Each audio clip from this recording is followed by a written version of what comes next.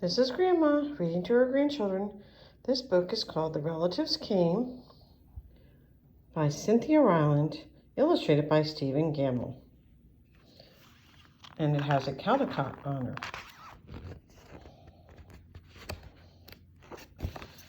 The Relatives Came. Oh, we have a lot of suitcases. We have picnic baskets and a trunk with ice. It was in the summer of the year when the relatives came. They came up from Virginia. They left when their grapes were nearly purple enough to pick, but not quite ripe.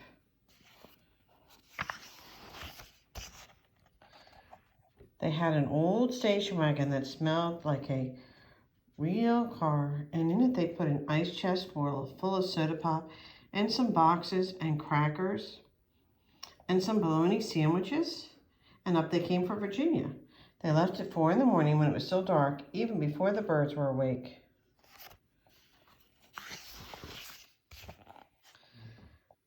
They drove all day long and into the night, and while they traveled along, they looked at strange houses and different mountains, and they thought about their almost purple grapes back home. They thought about Virginia, but they thought about us too, waiting for them. So they drank up their soda, their pop, and ate up all their crackers and traveled all those miles until finally they pulled into our yard.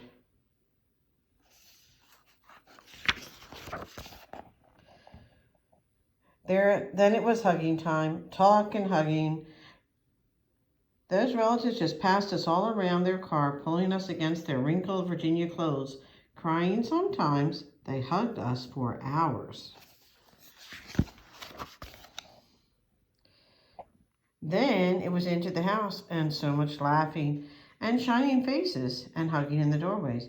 You'd have to go through at least 4 different hugs to get from the kitchen to the front room. Those relatives. And finally, after a big supper, 2 or 3 times around until we all got a turn at the table, there was quiet talk, and we were in 2s and 3s throughout the house.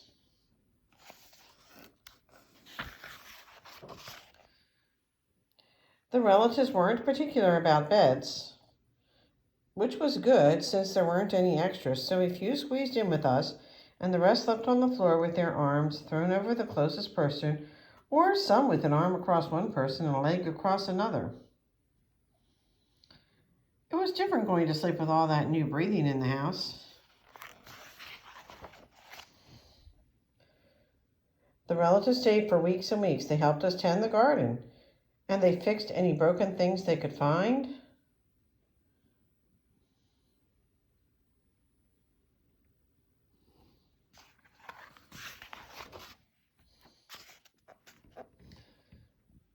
They ate up all our strawberries and melons. They then promised we could eat up their grapes and peaches when we came to Virginia.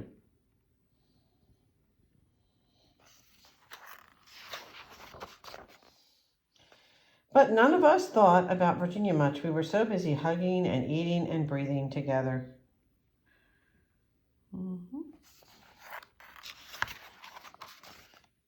Finally, after a long time, the relatives loaded up their ice chest and headed back to Virginia at 4 in the morning. We stood there in our pajamas and waved them off in the dark. We watched the relatives disappear down the road. And then we crawled back into our beds and felt too big and too quiet, and we fell asleep. And the relatives drove on all day long and into the night, and while they traveled along, they looked at the strange houses and the different mountains, and they thought about their dark purple grapes waiting at home in Virginia. But they thought about us too, missing them, and they missed us. And when they were finally home in Virginia, they crawled into their silent, soft beds and dreamed about the next summer. The end.